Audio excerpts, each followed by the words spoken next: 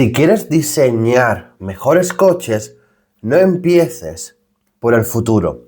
Empieza por entender el pasado. Porque en esta serie no estamos viendo solo diseño. Estamos explicando toda la industria del automóvil, integrando diseño, negocio e ingeniería. Y cómo se conectan entre sí a lo largo de todo el desarrollo de un coche. Es crucial conocer nuestra historia para definir nuestro futuro, no por nombres ni por fechas, sino por algo mucho más importante, la capacidad de contextualizar y defender tus proyectos. Cuando entiendes esos intentos, esos éxitos y los fracasos de quienes vinieron antes, empiezas a ver esos patrones. Y esto te permite aprender de lo que ya ha pasado, evitar errores que ya están cometidos y reforzar decisiones que ya han funcionado previamente. Esta cultura automotriz es lo que marca la diferencia cuando tienes que defender un proyecto, porque ya no hablas desde una opinión, hablas desde contexto. Y aquí entra algo clave, los argumentos. Los argumentos son tus herramientas. Todos hemos oído hablar del artista incomprendido, alguien con talento, pero sin esa capacidad de explicar su trabajo. La gente no me entiende, ¿no? Lo típico, en automoción esto no es una opción, se mueve mucho dinero.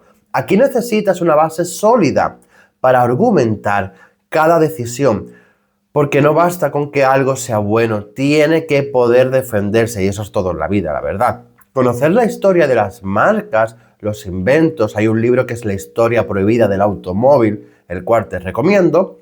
Todo esto es muy importante, pero lo realmente interesante es cómo puedes usar esa evolución del diseño para defender tus ideas a día de hoy.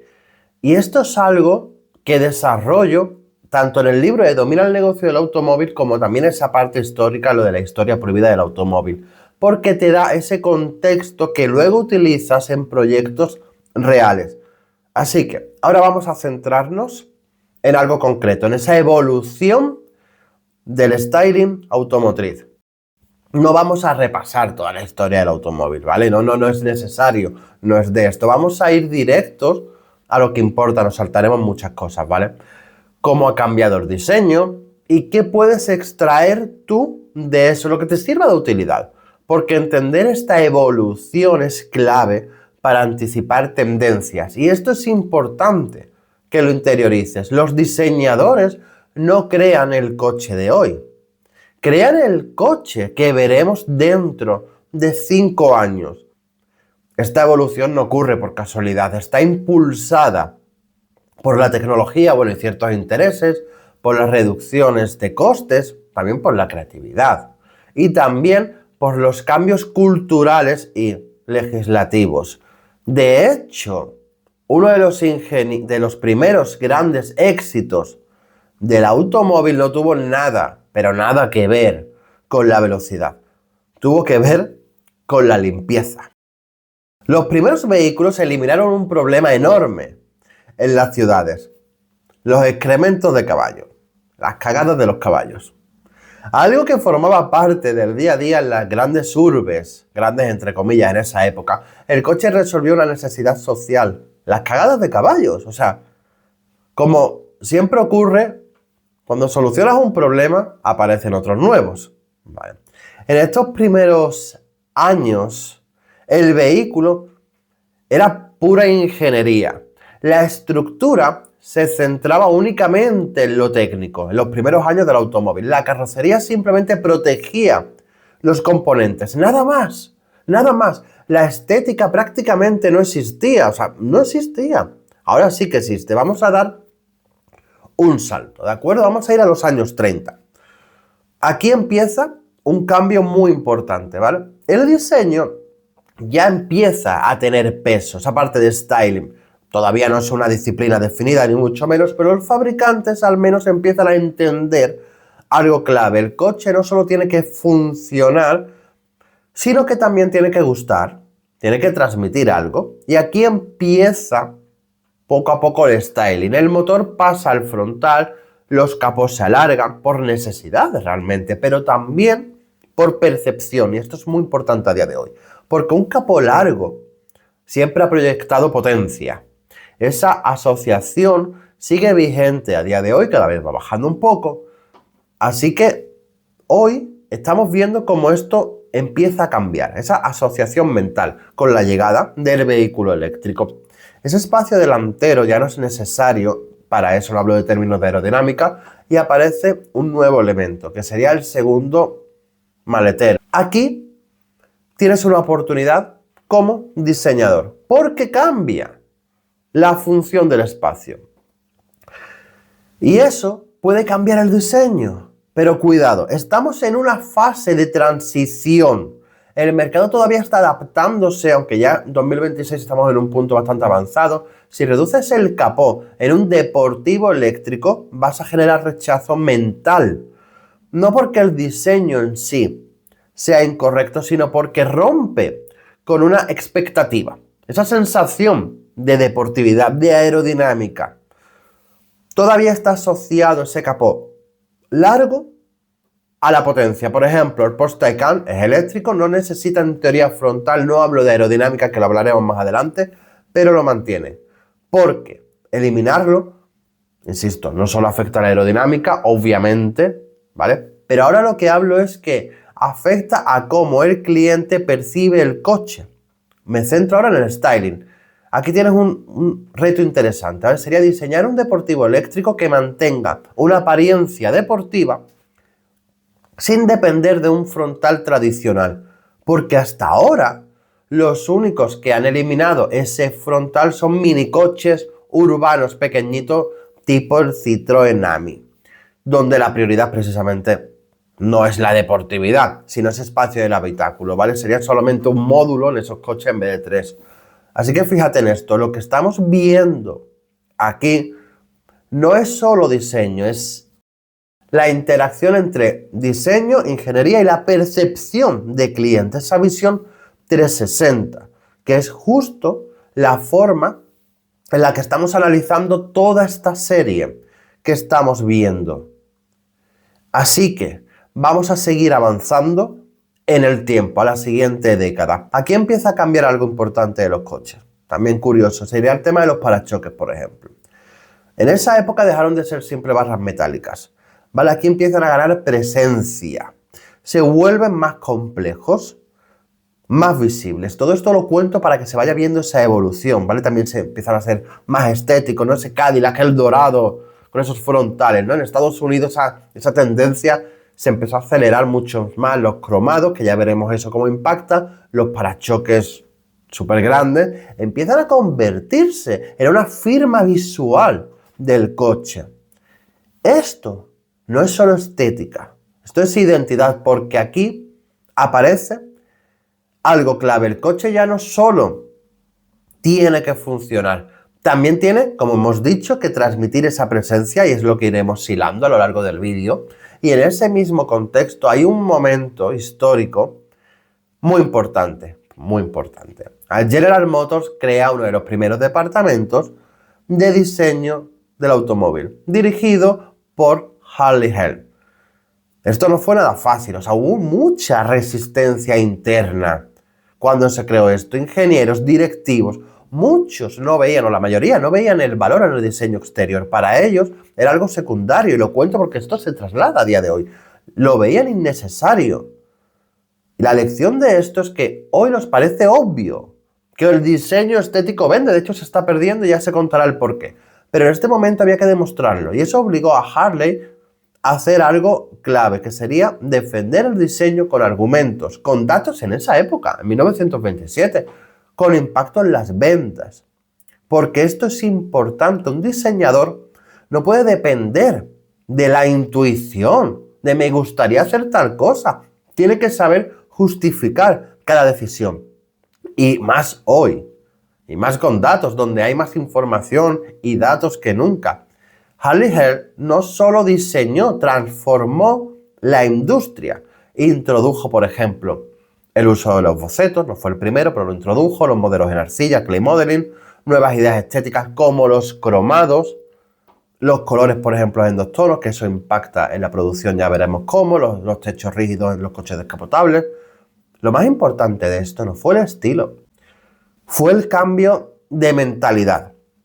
El diseño empezó a ser una herramienta de venta. Y aquí aparece un concepto clave que conocemos muchos, la obsolescencia programada, pero no como algo necesariamente negativo, sino como estrategia de mercado. No se trata de empeorar el producto, se trata de generar ese deseo continuo, que el cliente quiera el siguiente modelo. Y esto a día de hoy está ultra vigente. Y aquí derivan conceptos que verás más adelante y entenderás todo el negocio del automóvil, como el restyling, el retrofit, donde un mismo coche evoluciona visualmente para seguir siendo atractivo en el mercado. Y esto conecta directamente con algo más profundo. El diseño no es solo estética, es también psicología de consumo que se traduce en ventas, Y en paralelo a todo esto, aquí surge también otro movimiento muy importante, que es el streamlining. Esto fue de la mano de Norman Bel Geddes. Aquí ocurría algo muy interesante. Se empieza a estilizar el objeto, pero no solo por función, sino como hemos dicho, como esa percepción, formas aerodinámicas, cromados, que esto también impacta a nivel de cubrir un defecto de producción, el tema de los cromados, que eso nadie lo sabe. Volviendo al streamlining, todo esto se trasladó incluso fuera del automóvil. O sea, se trasladó en su época a cafeteras, a electrodomésticos aerodinámicos, objetos cotidianos. O sea, todo debería parecer rápido, era una locura. O sea, una cafetera aerodinámica, ¿en serio? Todo debería parecer moderno, cromado, aerodinámico. O sea, esto rompe una idea importante. Hasta entonces la forma seguía la función. Ahora también sigue la emoción. Pero cuidado, esto no era solo estética vacía, había también una lógica industrial, que es lo que he comentado antes. ¿Vale? Las formas curvas ayudaban a adaptarse a las limitaciones del acero del prensado de la época. En los 80 también pasó algo así. Y los cromados, como he comentado, ocultaban esas uniones, ¿vale? Remaches, esos acabados imperfectos. O sea, todo tenía un porqué. Es decir, diseño, producción, la estética, las ventas, todo estaba conectado. De ahí la importancia del programa. Y aquí está lo realmente interesante. El mejor diseño no es el que elige una sola verdad. Es el que entiende todas esas capas, todos esos puntos de vista. Y además los diseñadores supieron leer algo mucho más profundo. La sociedad americana en esa época estaba cambiando, buscaba esa identidad propia de que fuera distinta a Europa, y el coche se convirtió en parte de esa cultura. O sea, sabemos los Cadillac Eldorado, ¿no? Incluso los lanzamientos se transformaron, fueron show muy típico americano, ¿no? Presentaciones espectaculares como siguen haciendo a día de hoy. Todo esto era parte del diseño del producto, y con esto el automóvil cambió para siempre. Pasó de ser una máquina a ser un objeto de deseo. Hoy esto nos parece normal, pero en ese momento, de verdad lo digo, que fue revolucionario.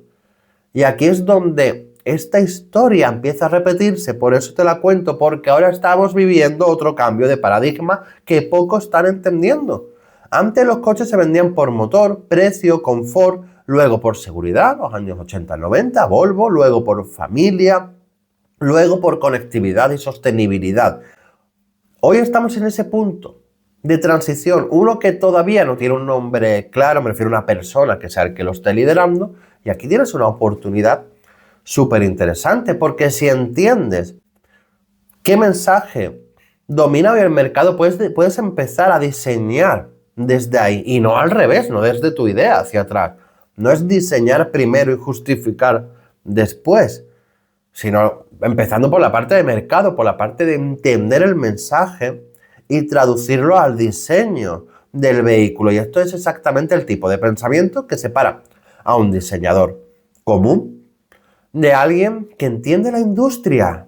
En la práctica, esto se observa muy claramente. Por ejemplo, mira, los anuncios, ¿vale? Los anuncios de coche. Ya no hablan solo de coche. Hablan de software, de conectividad, de estilo de vida, de energía, de impacto ambiental. Y todo esto no es por casualidad, es un reflejo directo del cambio profundo en la industria. Un cambio que vamos a seguir explorando porque conecta directamente con cómo se diseñan los coches del futuro. Y lo más importante es que entender estos patrones históricos te da una ventaja enorme a la hora de anticipar lo que viene. Mírate el libro La historia prohibida del automóvil. De verdad. Antes de seguir con la evolución histórica, hay una cosa muy importante que aclarar. Cuando hablamos de streamlining, que hemos hablado previamente, o coches streamline, como queramos llamarlo, ¿vale? Aquí nos referimos a un estilo de diseño, ¿vale? Basado en formas aerodinámicas. Lo mismo que pasó con el Porsche Taycan. Aquí estamos hablando de la estética sobre la función real, ¿vale? Ya conectaremos aerodinámica, que lo vamos a ver, no te preocupes. Esto no significa en la época que no hubiera una base técnica, ¿vale? Cuando hablamos del streamlining en los 30. En paralelo, la aerodinámica también estaba avanzando en esa época de verdad. Y eso empujaba al diseño. O sea, es decir, la tecnología siempre influye en la estética. La estética, a su vez, refuerza la tecnología. Aquí aparece un nombre clave, absolutamente clave, y un poco olvidado. Paul Jarray. Paul Jarray fue un ingeniero húngaro, el pionero de la aerodinámica del automóvil. Fue una máquina. Sus ideas eran muy avanzadas para su época, eran increíbles, tanto que al principio no eran viables comercialmente, pero de hecho, sus primeros prototipos no tuvieron éxito en el mercado. Algunos fabricantes sí que se atrevieron, ¿vale? Tatra con el modelo 77 y en menor medida Maybach. La mayoría, tuvo también el Chrysler, el Airflow, el Peugeot 402. Todos esos acabaron utilizando sus ideas o pagando al menos licencias y patentes. Paul Jarray había registrado gran parte de ese conocimiento y aquí tienes una cosa importante con la que quedarte. Las ideas en diseño, evidentemente, también pueden ser propiedad intelectual y pueden transformar industrias enteras.